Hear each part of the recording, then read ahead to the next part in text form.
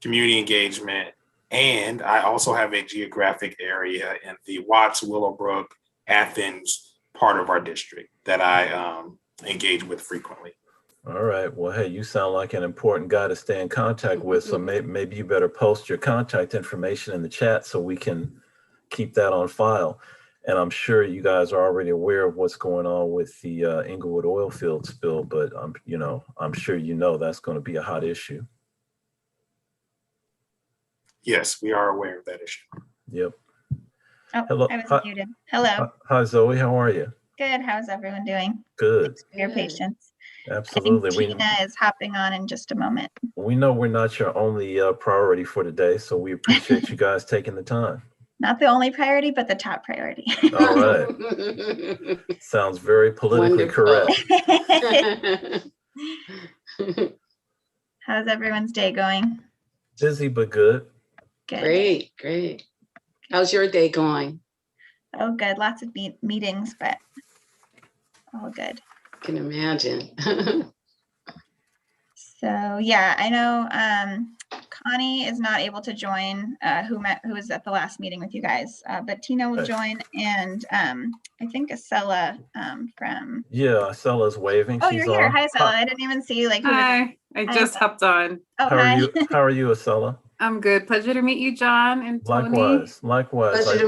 Pleasure's all ours, Acela. We just put the spotlight on Kwame, so you get to tell us what's your role for Supervisor Mitchell, Acela. No problem. Happy to do so.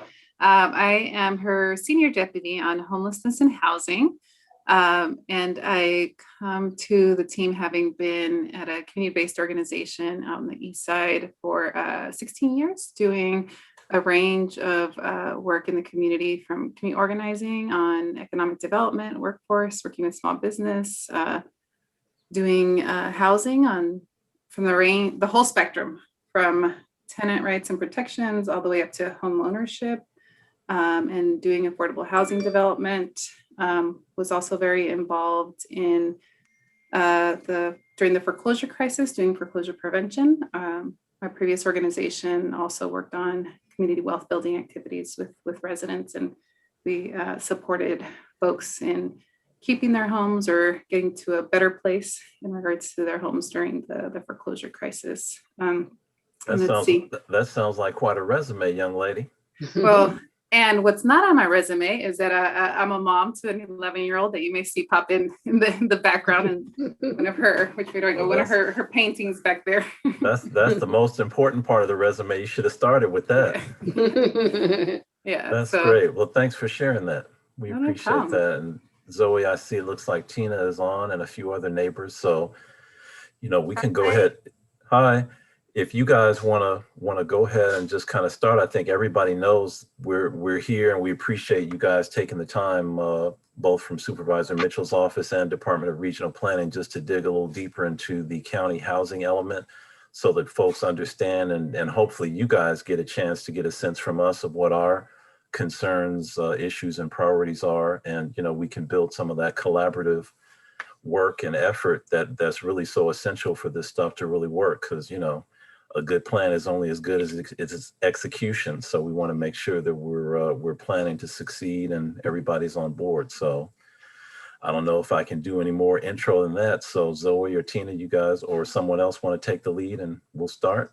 So John, real quick before we pass it over to our planning team, and thank you all for doing that. I just want to let folks know that I'll be on till about 2:30. Kwame will stay on, but I just I'm trying to make as many of these as possible to listen in. I'm just doing triple duty in the background here, but sure. I'll be definitely listening in. Yeah, and we appreciate that. And also, Acela, if you don't mind, drop your email, contact info in the chat, whatever's the best way for us to reach you, so that we can use that judiciously. And as you guys probably see, we are recording this and live streaming it, so folks can benefit from this information, even if they're not on right now. So proceed, please. Sure. So this is Tina. I'm not going to repeat everything Connie and I have shared last time when we joined your meeting on a Saturday. But for those of you who were not at that meeting, or just to remind you, This document we're working on it's called a housing element. The state law requires each city and county in the state to update this document every 8 years. And basically this document, it's sort of like for the city or county to demonstrate how the jurisdiction plans to accommodate the housing needs of the residents in that jurisdiction for the next 8 years. So the update we're working on will cover 2021 through 2029. And a big part of this document is, I call it counting beans, if you will. So, as you know, the county, we don't really build housing, right? The planning department, our focus is land use and zoning regulations. And the land use and zoning regulations do dictate how much somebody can build something or what kind of housing they can build and where, right? And so the state, for every 8 years when we have to update this document, the state basically estimate sort of like the population growth, right?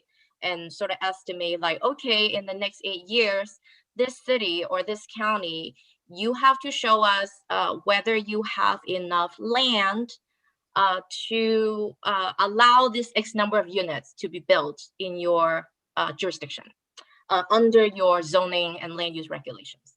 So this number, it's called Regional Housing Needs Assessment. Every city and county get this number. Well, to give you a little bit more like technical, nerdy background, the state has this number that they give to the sub-region. So we are part of the Southern California Association of Government region that covers 6 counties. So not just LA County, but even like Orange County, Riverside, San Bernardino, and Ventura. And so the state gives this one number to this organization that cover the 6 counties. And then in the past year or so, this organization, we call it SCAG, they then figure out how to divvy up this number and basically assign it to every city and county in our region. And so the number that our county got for this round from 2021 to 2029, it's about 90,000 units. So again, what the law says is that you're not required to build these 90,000 units, but you have to show us that through your land use and zoning regulations, you're going to allow these 90,000 units to be built. And Tina, let me ask you real fast. Mm-hmm. Do we know if SCAG took into impact any COVID effects or, changes in population growth rate? That's an excellent question.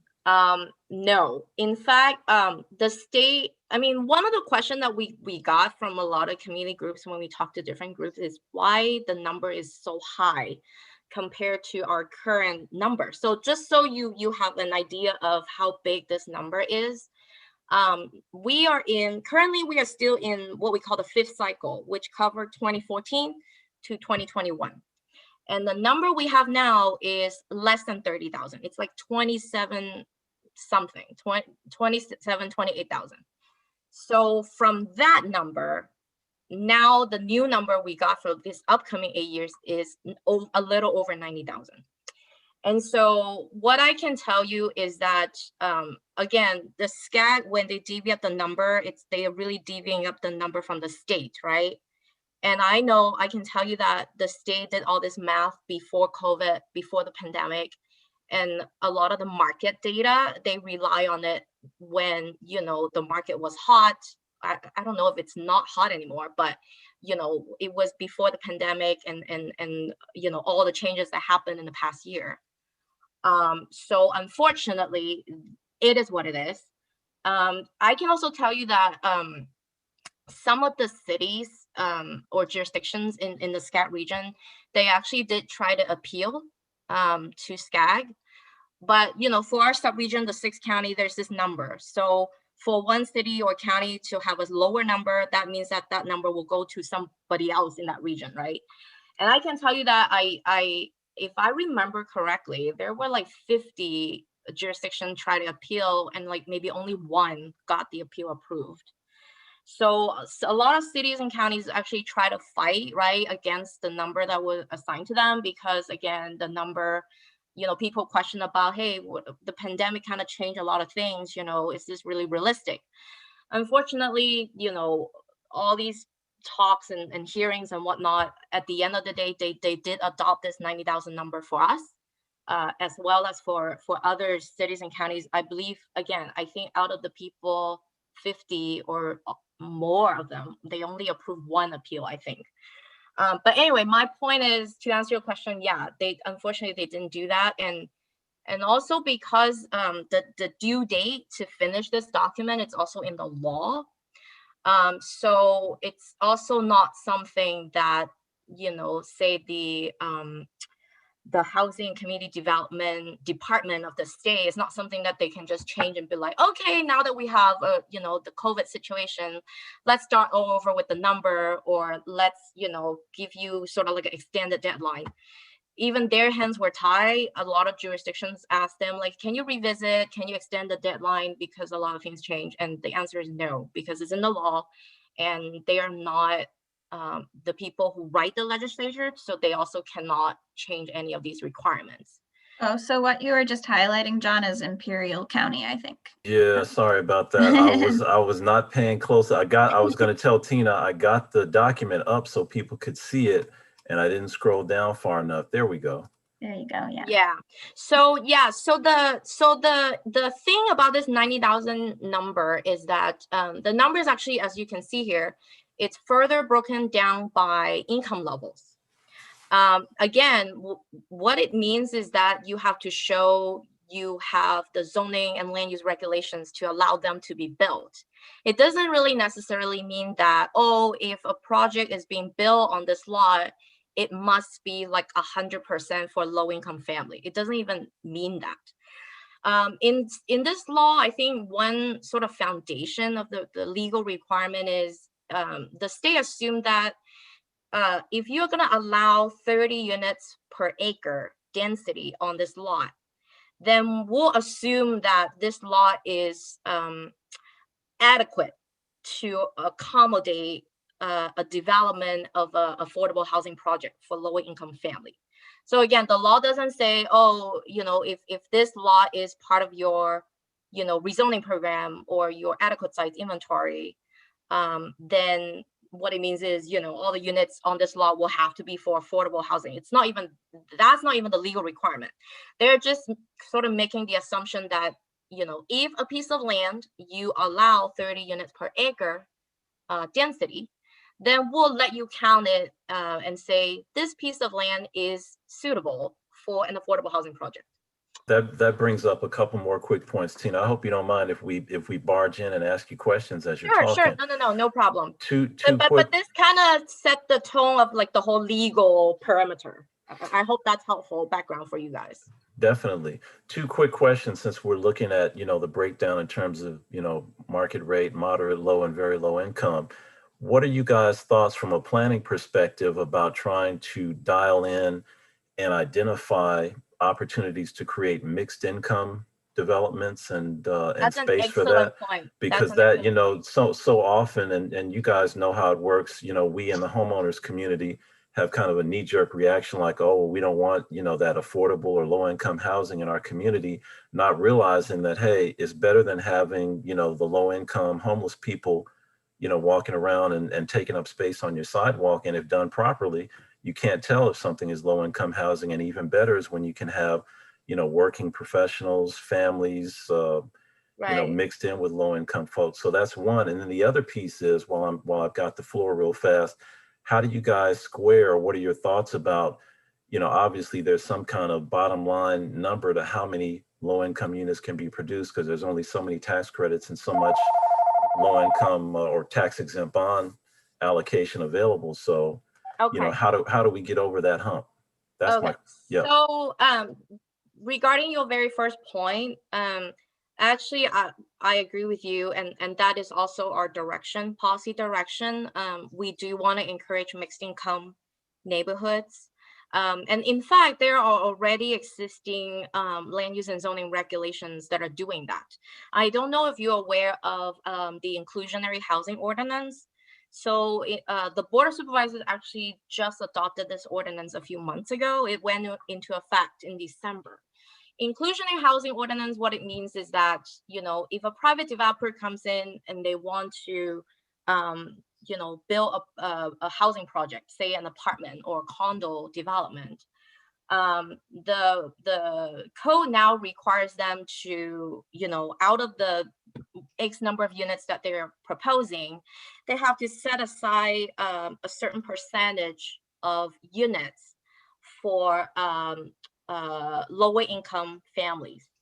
So this ordinance basically divvy up the county into 6 sub-regions, because, you know, as you know, the county is so big, and then the market condition in different communities are completely different, right? So for your committee, you are part of the coastal South Los Angeles submarket area that has an inclusionary requirement right now in place for both rental projects or for sale projects. So what it means is that from now on, if somebody is going to come into your community and want to propose a project that has at least 5 units, they are now required to offer some of the apartment units or some of the condo units, for example, at a lower price point or affordable rents. So keep in mind that these units are not necessarily subsidized, meaning like, you know, they could be developed by a private developers who are not even claiming tax credit. And you know, in the ordinance, we don't really, you know, require that these units has to be, you know, financed one way or another. The ordinance does require that if the affordable units in the rental project, if you set it aside, then it needs to be, it needs to stay affordable for 55 years at least. If it's for sale, like a condo project, then what it requires is that the first home buyer, the first buyer of this like condo unit or this lot will have to meet the requirement in terms of the income level, right?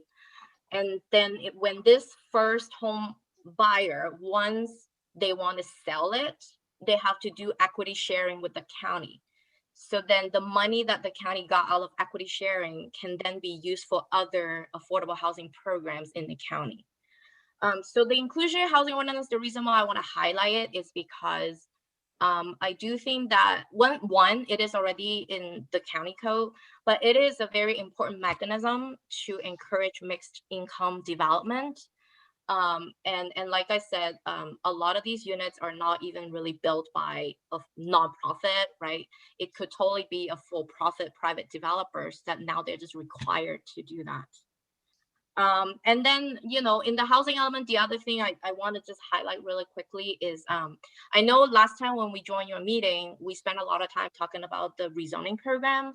The housing element actually has a list of implementation programs to address the different housing needs of different communities in the unincorporated area.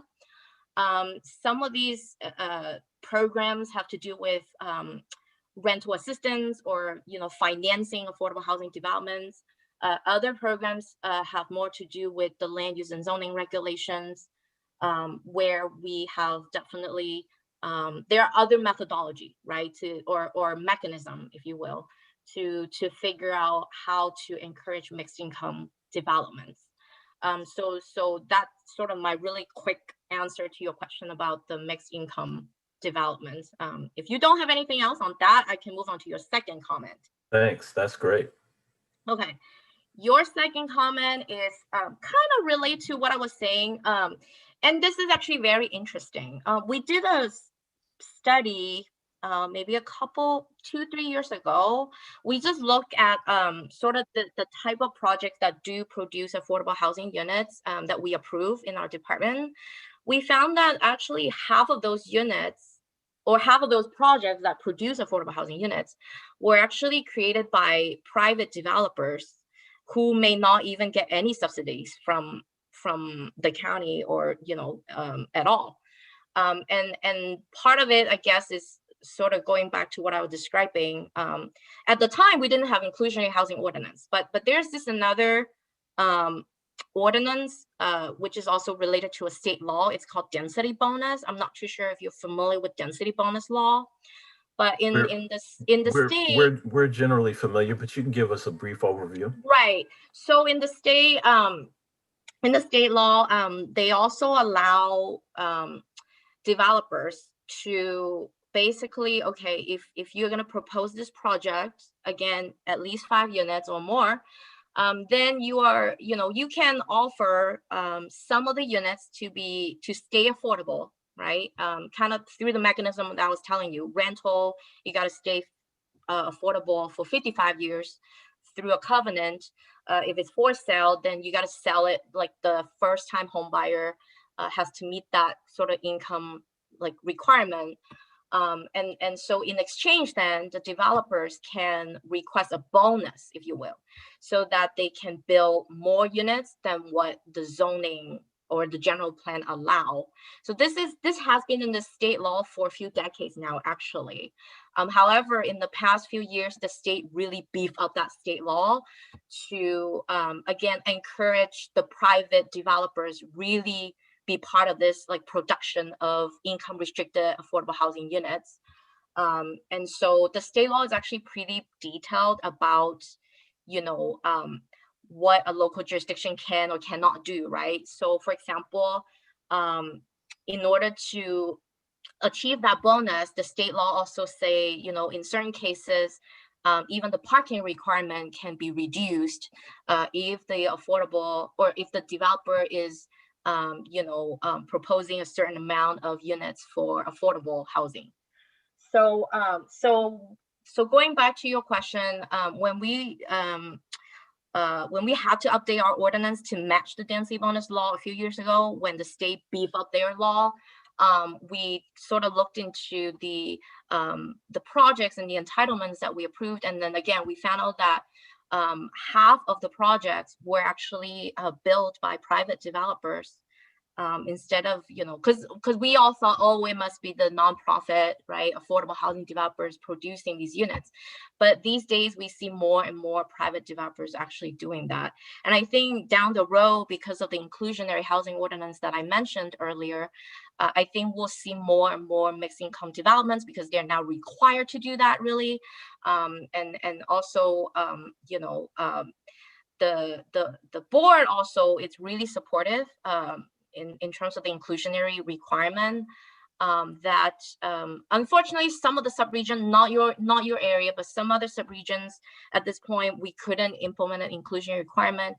So the board actually directed our department to frequently do feasibility study to ensure that, is it feasible for a private developer to produce some of these affordable housing units and in their project. So I hope that kind of helps you understand a little bit more about all the relationship between everything that we're doing. One housing quick element, it's supposed to work with these other parts as well. So. One quick follow-up, Tina, sorry, but just on that point, when you mentioned certain areas in the county weren't able to implement the inclusionary zoning, what was the factor or the driving force behind that? So this is another state law. Basically, the state law says you can have this requirement in your jurisdiction, but you need to make sure that this, requirement actually is, or how do I say it? You have to have a background study to back up your requirement and show that it is financially feasible for a developer to produce X number of affordable housing units in their project. So when we prepared the inclusionary housing ordinance, we hired a consultant who did feasibility study and look at market condition data for the 6 subregions. Some of the communities in South LA, for example, or East LA area, The data is basically showing that even without the inclusionary requirement, even without requiring affordable housing units produced in these developments, you don't even see a lot of development activities going on right now. And so the study concludes that you don't see a lot of development activities in these areas. So it's not, we don't have enough number to prove to the state that, oh, by requiring a 10% set aside or 15% set aside, you know, that the developer financially can do that, right? So this is also another piece of like state law. They allow you to have this requirement, but you have to have the data to back it up. And it will be interesting to see how the market data may or may not change because of the pandemic, because this is all new, right? What happened in the past year.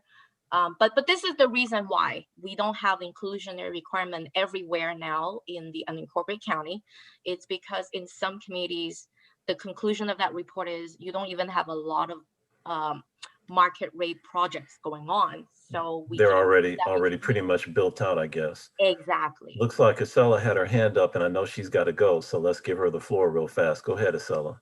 Thank you. Yes, I just wanted to jump in and say thank you all. And I know we'll be in touch. And then I also want to just like, Tina, as much as I know I nerd out about all these details on housing, I just want to make sure that everybody's brought into the conversation. So if you could just kind of share a little bit and check in with folks if that's enough, or if they want more detail, to make sure that the rest of the meeting is focused on what the group needs for the conversation. So I just want to flag that because I could talk about that all day, but I know that it's dense and very, very layered and complicated. So I just encourage everybody, you know, if it's getting like too much, just flag it for Tina and refocus on where it would be helpful for you all, because this is, this is an iterative process. I know we have a timeline on the housing element. So it's informational for you all, but it's also important for us and our planning team to get to hear from you all on the plan, so that your voices can get incorporated in that. So I just want to raise that flag, because I know we can get really, when we're in the zone, we can get really excited about the intricacies of planning. Absolutely. That land use planning stuff can get pretty dense, and folks' eyeballs start glazing over after a while, but we'll make sure we set aside some time, because it would be good. I appreciate that, Acela. We want to make sure that you guys get a chance to get, everybody on the call's thoughts and feedback and concerns. So we'll set aside some time for that for sure. Thank you. And I look forward to connecting with you all again soon. Great. Thank you, Acela. Thanks. Okay. All right. Thanks, Acela. All right, Tina, proceed, young lady, unless somebody else has a question or statement. So I don't know so far if anyone else on the call. I don't want to be just me like talking all day, because kind of like Acela, I can talk about this all day long. I don't know if you guys have any additional questions for me before I can talk a little bit more about the whole like rezoning program and sort of like how we try to approach this. What I can sort of recap is the reason why we have to include a rezoning program in the housing element is because, like I mentioned, we have that 90,000 units, and out of that 90,000 units, about 40,000 of them, the state sort of say they are like, for the very low or lower income family, that you have to show how you can accommodate the development of those. And then, and so because of that requirement, and if you remember earlier, I mentioned that the state says everywhere you allow 30 units per acre minimum, we can assume that that piece of land is suitable for lower income housing projects, right? And then when we look at sort of the inventory, if you will, we look at all the unincorporated communities, and we found out that we don't have a lot of land that allow 30 units per acre, because the majority of our land is zoned for single family. So that is why the state law then say, okay, well, you don't have enough sites, so now you must include a rezoning program. In the rezoning program, you have to explain your methodology, how are you approaching this, and also, the sites that you select for the rezoning, do they have adequate services and infrastructures to support them. Are these lands even developable, right? So Right. it also goes to, are they in any of those biological resources areas? Are they in fire zones? So that is sort of the challenge, right? Is when you look at the countywide map, it looks like we have a lot of land. But when you look at some of these land, you realize they're not really developable, right? And I know there's some people on the call that want to talk about that whole, the issue of folks wanting to come, especially the Sacramento crowd, trying to come with this densification stuff in single family neighborhoods. But I see our neighbor, Dr. Lori Glasgow, has her hand up. So let's get her in the mix. Lori, go ahead and unmute yourself. Okay. Hi. Thank you, Tina. I have a question. Like, I guess I have two questions actually. So, I'm assuming based on what you're saying that the view, that area in our neighborhood called that would be the view, they're zoned for 30 units per acre. Is that right? No, I'm not specifically talking about that piece of land. I'm just saying that for the purposes of the housing element, the law says you have to show us whether you have enough land to allow the 40,000 lower income units, right? Because out of the 90,000, for about 40,000 is for lower income. And the requirement in the law is we cannot just count every single piece of empty lot and say, here, we have enough land to allow the 40,000 affordable housing units, right? So the law says you can only count lots that allow at least 30 units per acre. So we went through that exercise and looked at where do we allow minimum 30 units per acre today, countywide. And then we found out we don't have enough land that is zoned at that density. So therefore, we don't have enough land to allow those 40,000 very low income and lower income units to be built. So then the law says, okay, you don't have enough land that is zoned at that density. Now you have to include a rezoning program. You have to figure out where you're going to propose zone changes. And you have to show us that, the land that you plan to rezone actually is developable. And so that's why I kept saying this exercise is like counting beans, if you will. So I'm not specifically talking about that condo lot. So is that area zone 30 units per acre? I believe that lot is currently a commercial lot. I can look it up. I can look it up. I think currently it's a commercial lot. And it's currently, I think the allowable density is 50 units per acre, I believe. Because in our commercial area, I believe the density in the general plan is 50 units per acre. So you think it's 50 units per acre, that particular lot? That is currently allowed, yeah. And I don't even think that lot is selected for the rezoning program for this project either. I don't believe so. Yeah, it shouldn't be. And as I don't want to spend a whole lot of time on this one particular site because we could talk for a couple of hours on that. Yeah. But as everybody on the call knows, that land, that parcel got rezoned as part of a general plan amendment 2035. And it was part of the whole area along Stocker that was downzoned because of, some other proposals to create housing on the hillside. And also, ladies, you guys do know that's a very high fire hazard severity zone. So that's another issue when that comes back around, because I'm assuming once the litigation gets resolved and all the appeals have been resolved, that developer is going to come back. We'll have to take a fresh look at that, hopefully with a more collaborative approach so that, we can come out with a better solution than what happened last time. Well, I guess kind of what I'm getting at. I mean, yes, of course, I'm very provincial because I live here, but I'm also thinking county-wide. So when I look at the Antelope Valley and the Santa Clarita Valley, there are thousands of acres that are developable, but don't have homes on them.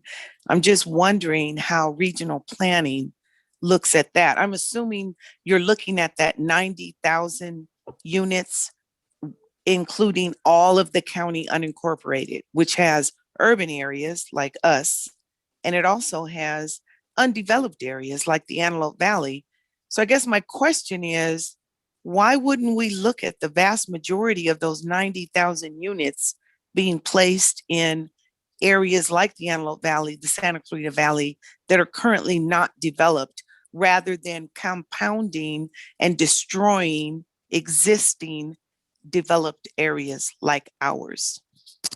Do you mind if I can, Tina, do you mind Yeah. if I share my screen just to show the environmental constraints map? go If that ahead. would be Yeah, helpful. sure. Yes. You can continue. So this relates to a few things, and a lot of it is from the state. So first is we actually have to demonstrate that the 30 units per acre is really, really the key.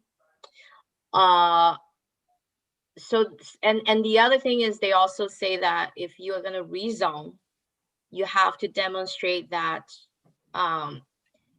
each lot in the future can allow an additional 16 units on that lot. And you also have to demonstrate that. Yeah, and I just wanted to also show, this is kind of the map that shows are developable. all of the environmental constraints and naturally constrained areas in the county. So a lot of the Antelope Valley, a lot of Santa Clarita is in these areas that have some combination of very high fire zone, hillside management area. Can everyone hear me? Sorry. Yes, okay, pretty much the entire Santa Clarita Valley, it's in a very high fire zone. Yeah. And I think even in the state, they are trying to come up with new state laws to limit developments in general because of the wildfire hazards every year. In Antelope Valley, they also have very high fire zones, but the other challenge in Antelope Valley is there are actually existing communities that they don't even have water. They rely on haul water. So when you look at those areas, the state will question, are they really developable? You do have a lot of land, but a lot of these land has no water, no sewer, no public street. You can't even get there. And also same with Santa Monica Mountains is another one. Santa Monica Mountains, pretty much the entire Santa Monica Mountains, it's in the very high fire zone. And again, like I said, the state actually, even now, they're trying to really come up with restrictions and limits on allowing housing in these very high fire zone area. And so going back to sort of the methodology, because this go back to the methodology, right? You have to show it's developable. You have those infrastructure in place. You don't have those biological resources. Another thing about Santa Monica Mountains and even the Antelope Valley is they also have a lot of biological resources. So that when you look at that requirement in the law, it pretty much kind of knocked down a lot of these areas that are shown in red here. And to Lori's point, real fast, not to beat a dead horse, but if you take a look at that site, the View condo site at Stocker and Overhill, in addition to being a very high fire hazard severity zone, there's no water. So some major water infrastructure would have to be built to service a huge development there. It's adjacent to, an active, the Newport Inglewood Fault has some lines that run right through there, as you guys know, because there are cracks that come up on Overhill periodically. It's right across from the elementary school and directly across from an oil field. So it's kind of like, as we look at it, we're not planners, right? But, just looking at the decision to green light that for dense development, that's what really, in addition to the conflict with the single family 35-foot height limit and all that. That's but what I don't believe we're including that site in this rezoning program. We are not proposing to change the zoning and the allowable density on that particular lot. Exactly, but it's an unfortunate example and hopefully a cautionary tale of what happens when you guys don't get to, from a planning perspective, control the land use designations and the whole, the politics and the stuff that happens that leads to bad decisions. That's what we're concerned about. And I also think, not to interrupt you, John, sorry, but if it's zoned for 50 units per acre, you don't need to change it. It's already overly dense. Let me go back. If I remember correctly, that site, it's 50 units per acre, but the height was only like 35 feet. That's correct. I think the problem with that project based on what I know, which is not a lot because I don't work for permit processing, but I believe the applicant was not in compliance with that height limit in that zone. That's correct. So the zone wasn't the problem. I believe the problem was the applicant wanted to use the public hearing discretionary process to request a lot of modification of what the code required. Maybe that was the issue. Well, there was wasn't he proposing how tall? 60? Yeah, 65? 65 feet. That was definitely a problem, but also Tina, and we'll communicate about this offline. But the real thing happened because the previous supervisor had downzoned that parcel and the whole area along Stocker and saying, hey, over and over again, these developers are coming trying to build, somebody wanted to build a motel there, just a bunch of crazy stuff. So we're going to downzone this. Anybody that wants to build anything has to come and have a special hearing. I think it was zone CPD or something like that. So all that got changed with no notification as part of the general plan amendment process. That's what really got us up in arms, because unless Tony was going to those hearings and she didn't even know what was going on, because unless you were sitting there looking at the map, because it was done as part of a pedestrian oriented commercial corridor thing on Slauson. And it just kind of, in our mind, it just got snuck in there as a political favor to the developer. And that's what really set everybody off and ticked us off. I understand. I mean, it was unfortunate. Like I said, I wasn't involved in that project because I don't process permits. Yep. I do think that I do want to emphasize that, number one, when we talk about allowable density in the general plan, it has a range. So just because the range allows up to 50 units, it doesn't mean that you can always build at that density. You're supposed to comply with the other development standards. And if I remember correctly, that zone only allowed 35 feet. And so if an applicant asks to modify something, that is sort of outside of what the zone allow, right? Exactly. It's really up to, the applicant to sort of justify, right? Like justify why you cannot comply with what the code says in terms of the height, right? Now, I have to put a caveat out there that two things. One is there are state laws out there that do allow projects that include affordable housing units to modify development standards or height limits. Because again, the state really see the housing crisis statewide, and they really sort of want to get into the local planning, which is sort of unheard of when you look back at 10, 20 years ago. These days, the state is really trying to get into, sort of the local planning. And the reason is because of the lack of housing, and they really want to just, fix it. So there are state laws out there now that says if a developer is going to propose affordable housing units in their project, there could be ways protected by the state law to allow the applicant to modify the heights, right? Now, does it mean that they will all get approved? No. I mean, the state law also explained that, there are situations where you can deny that modification request, right?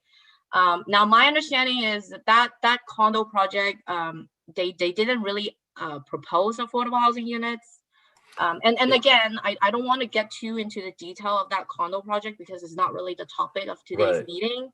But I just want to let you know that, I think I agree with you. Part of it really it's about the application review process, if you will. Like I said, he wasn't even proposing something that the zone allowed in terms of the height. Okay. Exactly. And initially, go ahead. And then the other thing I do want to also let you know, kind of along the line with what I was telling you about how the state is really trying to get into the local planning statewide, is there's also a fairly new state law that no longer allow any jurisdiction to downzone. So because I heard what you mentioned that at one point, the previous supervisor downzoned some parcels. But I want to let you know that that is no longer even allowed by state law, that we cannot downzone. So I just want to kind of lay it out that a lot of these, it's also really dictated by recent state laws. I want to say that in the past 4 or 5 years, we see a lot of new state laws coming in to pretty much telling the local jurisdictions like city and county, this is what you can do, this is what you cannot do. If the developer do this and do this and do this, you have to approve this project. So we see this coming up more and more and more. And this is part of sort of, I'm not saying that everything is the state, right? But I do think that a lot of communities are not aware that a lot of these things are happening at the state level as well. And so when I talk to some of the community members in different parts of the county, I also encourage them, you know, if you have concern about some of these state requirements, also reach out to your state representatives. Because like I said, like this, now it's like April. So like a few weeks ago, we just heard that there are another, I don't even know like how many new bills, Zoe, that the state proposed, the senators, like 60 or something? It's a lot. Yeah, so a lot is going on at the state level. So that's why I'm saying, you know, if you would like to really, you know, try to get your voice heard and really balance out the different needs and interests, pay attention to what's going on in the state and really reach out to your state representatives. Because, you know, a lot of the time our hands are also tied. And going back to the rezoning program, because of a lot of these legal requirements in that law about, you know, which parcel you can count, which parcel you cannot count. So our methodology was, you know what, let's try to approach this in a very data-driven method, right? So the story maps that we share with you just now, but we also share with you last month when Connie and I came to your meeting, a lot of these maps really basically based on a bunch of data. We look at data from, you know, what is the current, you know, allowable density? What is the current zoning? How close are you to public transit? Do you have public streets? Do you have public water? Do you have public sewer? Are you out of any of those biological resources? Are you in the fire zone? Are you having any hillside management areas?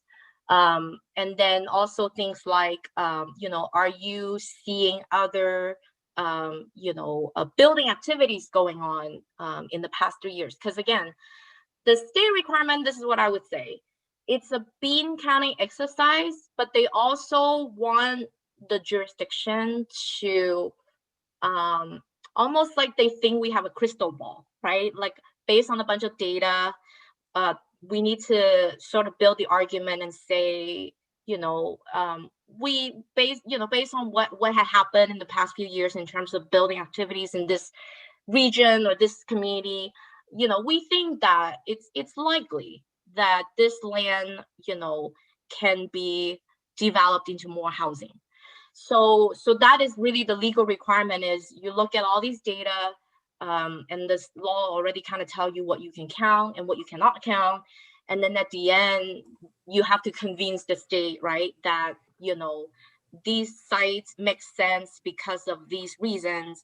And then these sites, we can count them because of these reasons. So that's kind of the legal requirement.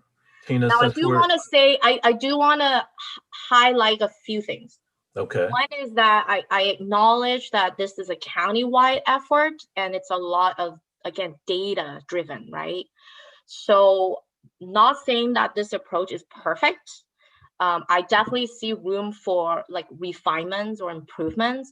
And that's why we have been reaching out to different community groups to get feedback. The one thing I actually kind of do want to talk to you guys about, since we only have like 11 more minutes left. I did take a closer look at what the map was showing. And the one area that I would like to hear your feedback is, let me see. I want to do a share screen.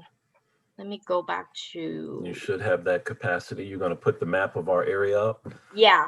That's exactly, I'm glad you touched on that, Tina. I was going to suggest, since we only have a short amount of time, we have David Oliver on, who's the president of Ladera Heights Civic Association. And I know you guys had identified some areas close to Ladera Center and along Slauson that touch their area as well as ours. So maybe yeah, and then we also scheduled to meet, I think meet with them. When is it gonna be, Zoe? I forgot.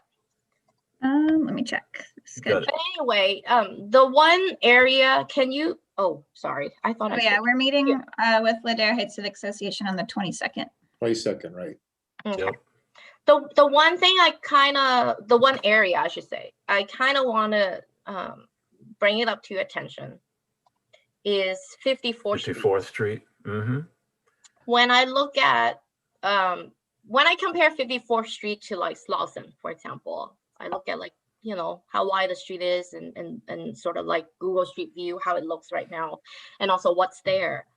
I actually wonder if this segment of 54th, does it actually make sense to be part of the rezoning program? And I actually felt like this is part of the refinement that I'm talking about that we can still do, right? Like the data kind of give me some info, but now that being a planner, that I take a closer look, I actually wonder if 54th Street compared to, you know, Slauson, for example, or further south of the Ladera Heights View Park Island, where we do have some existing multifamily, compared to, you know, these different areas, this segment, I actually think that it makes sense to remove them.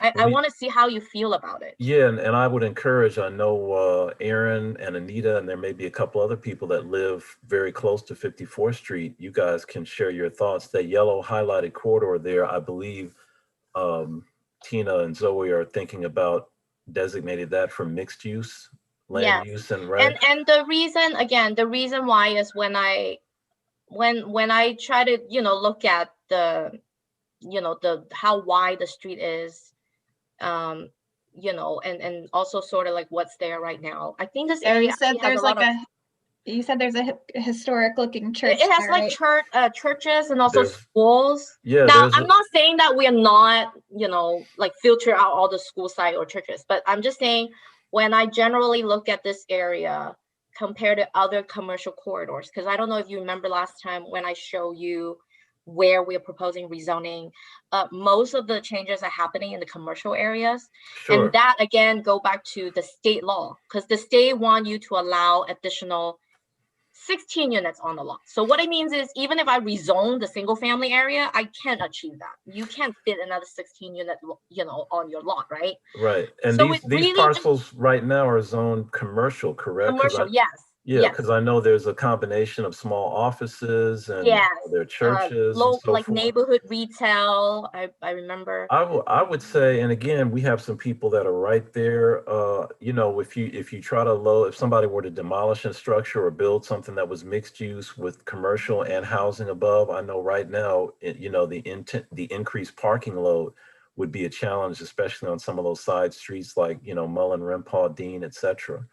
So that's one thought that, you know, 54th Street might. And then going back to the whole bean counting exercise, right? Like if you don't include some of the sites in your rezoning program, you might have, that means you have to find some other places to kind of absorb those units, those beans, right?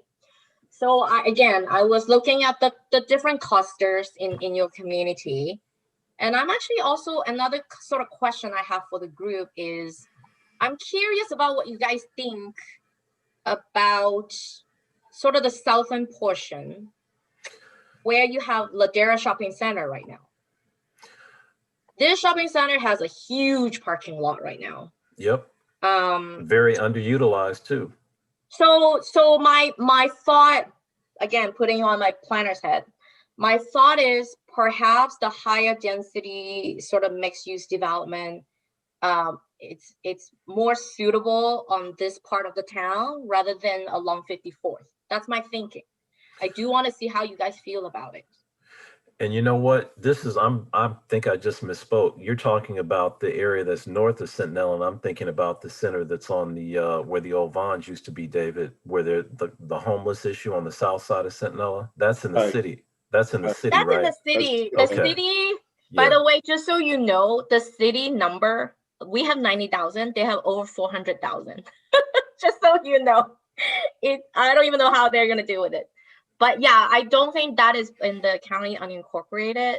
Right. But like I said, again, going back to this exercise, the state, again, they want you to show how feasible and suitable the site is, right? And when I looked at 54th, that segment of 54th versus here, and also here, it's also sort of the cluster of all the existing multifamily apartments, condos.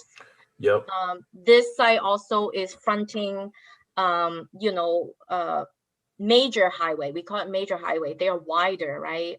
La Cienega is right there. Sure. So that's why, again, this is sort of the refinements that I'm talking about. Even though the state requires, like, you have to show how you can accommodate those 90,000 units, whatever. But we at the end of the day, we have to show whether that site actually makes sense or not. And this is the kind of refinement that we can do, but I would love to hear what you think about it.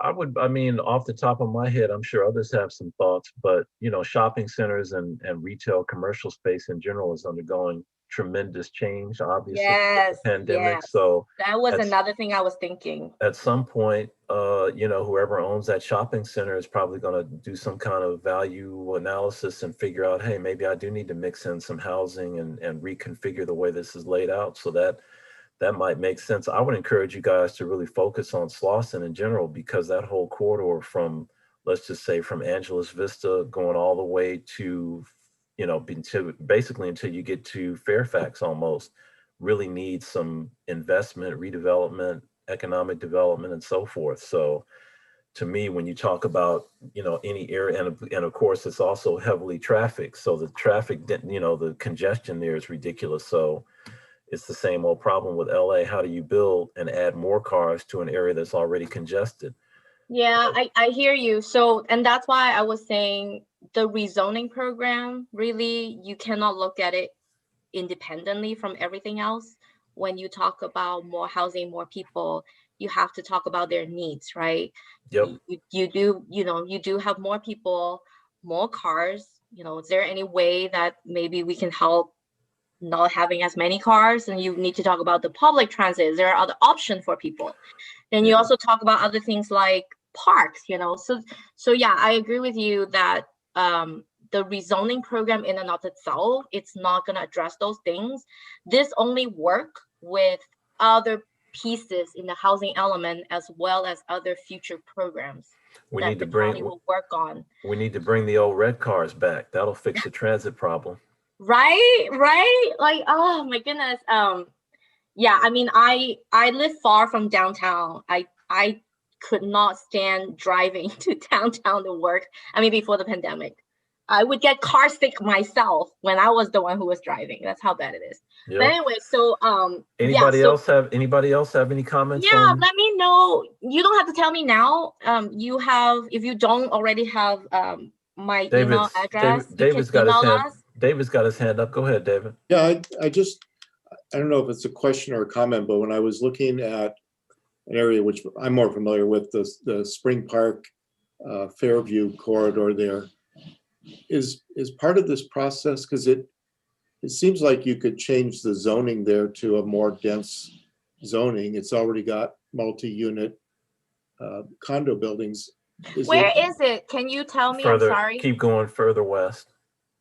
It's the one that's adjacent to the down shopping center. Yeah, down south. There you go. Oh, Yeah. is it these? Oh, so these yellow ones, we are maybe not these, because I remember these few ones are condos.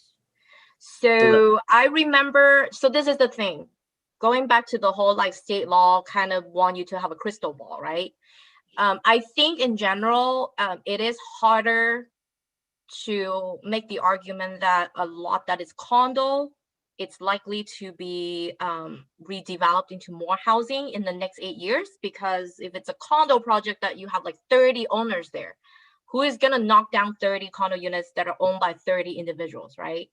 So I do want to say, when I took a closer look at this area, I do realize that some of these are actually condos. So it's actually harder to make the argument about, oh, it's feasible for more housing units in the next 8 years. So I think for the condo lots, we are no longer proposing to rezone, but I do remember some of these are actually apartments. Right. And so, yeah, we are actually proposing to rezone those as well. But then I also then took a look at the shopping center, and I actually was a little surprised that the robot, if you will, because it's a bunch of data, the robot didn't pick this up. So I took a closer look at it, and I was like, wow, they have a huge parking lot.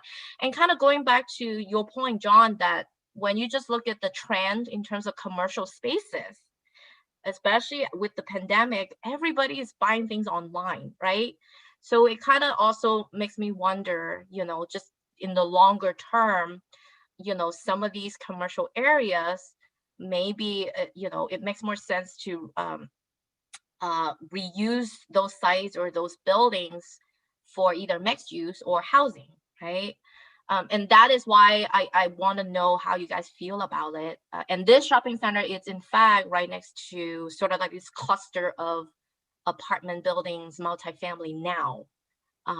Is Ralph's planning on staying there since they're closing? Well, again, that's what I mean. This is a bean counting exercise. The state doesn't actually require the county, require Ralph's to build any housing. They don't require that. They just say, do you have the land and your regulations, would that allow?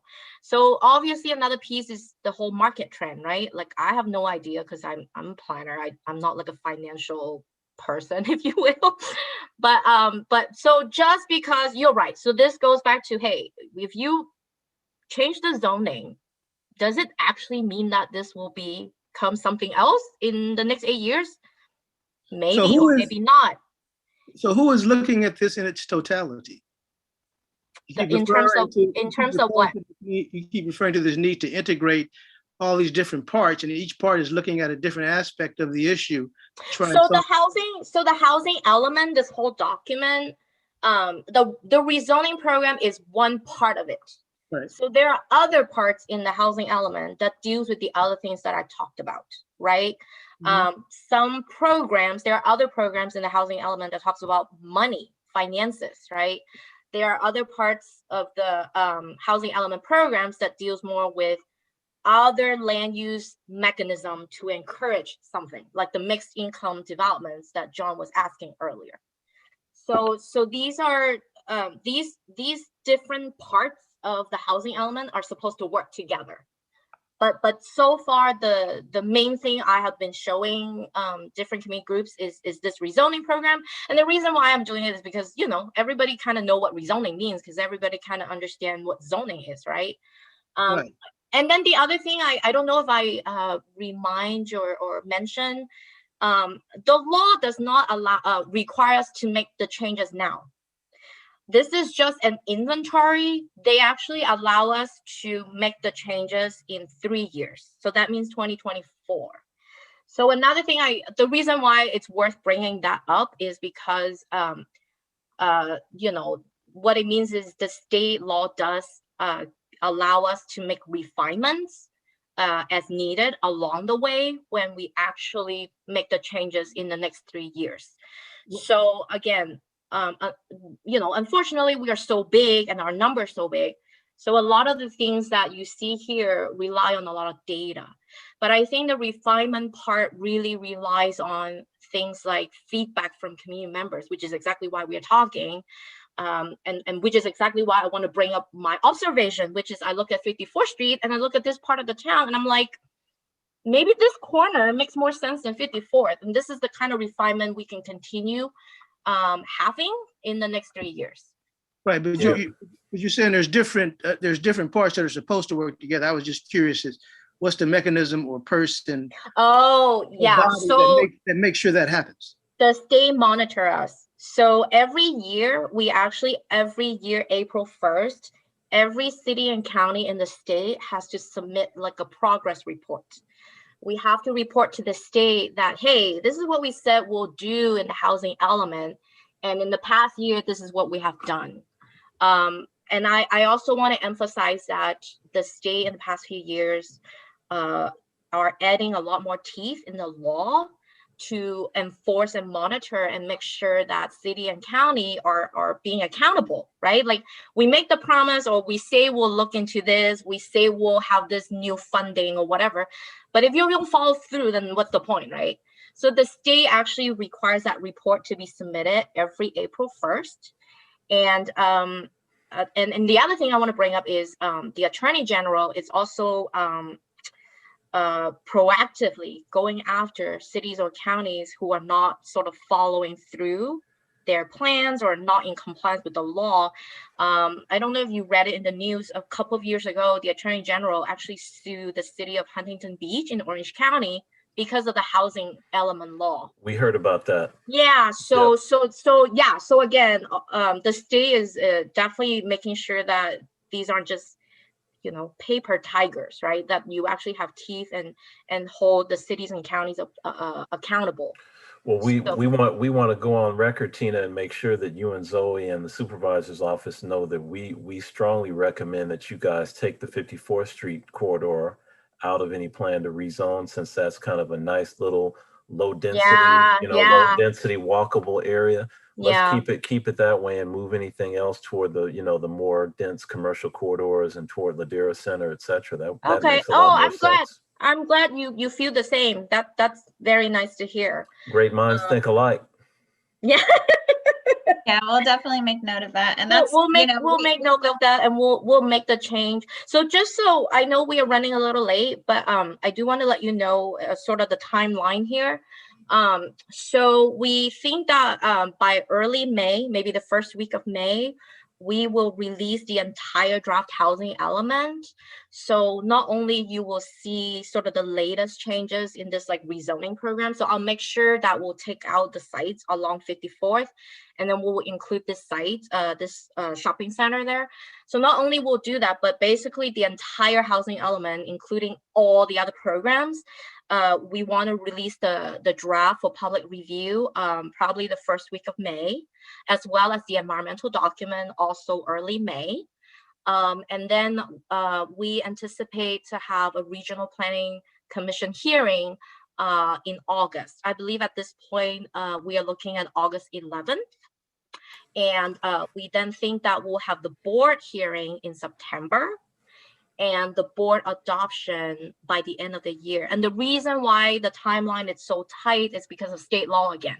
Right. State law actually required this to be completed by October 15th. And they give jurisdictions another like 120-day grace period. So that is like mid-February of next year. We absolutely have to have it adopted. Got it. And there are consequences of not only adopted, but once it's adopted, we need to get approval from the state. So the state actually review it, and they will certify it if they agree with everything that we submitted. And there are consequences for not meeting that deadline. Two consequences that I can highlight is one, like I mentioned, the Attorney General is going after jurisdictions. So they basically will try to sue people who don't follow the rule. The other sort of impact, which I really don't want to see, is a lot of the state funding when it comes to infrastructure improvements, parks, that kind of thing. A lot of the state funding, the very first requirement in the application is, do you have a certified housing element in your city or county? And so if a jurisdiction failed to have a certified housing element, what it means is that the county won't be eligible to get funding from the state for many of the improvements that we really rely on those funding sources, right? So that is why the supervisors are, overall, all the supervisors' offices, this is sort of like their highest priority project.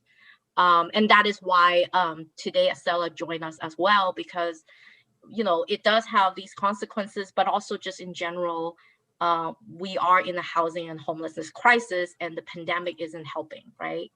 So I don't know if anybody else has any question. Zoe, if you want to add our email address, the section's email address in the chat box. Yeah, I know we run out of time, but if you have any feedback or you want us to send you any more information, you want to talk again, please reach out to us.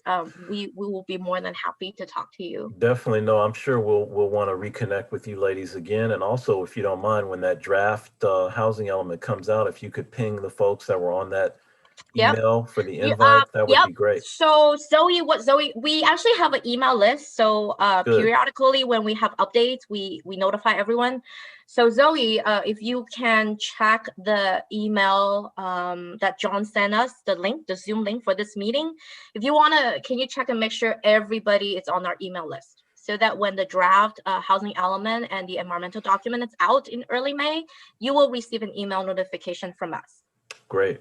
Yes, thank you so much for spending the time with us. I know it's a lot of info and it's very hard to digest all these technical legal things, but those are important background info. So I really appreciate you, your interest and participation. I really appreciate it. Well, we appreciate you all for taking the time and, you know, listening to our concerns and input. And, you know, this is the best way to do planning, is collaboratively and not on a case by case spot zoning basis. With you. Yep. I agree with you. I really hope that project, that COSO project, you know, the best way to do this kind of project is really to get the community feedback, even when you're designing it. Exactly. Right? Yep. No, so I agree with you on that, definitely. Thank you so much, everyone. I appreciate it. Thanks a lot, guys. Enjoy the rest of your day. Thank you so much. Bye-bye. All right. Take care. Thank you all. Thank you, Tina. Thank you, Zoe. Thanks, everybody. Thank you. John.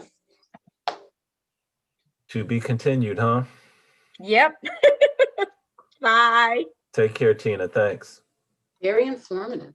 Yep. A lot of information, a lot of detailed planning stuff. Let me see if I can turn this off so we can have a little deep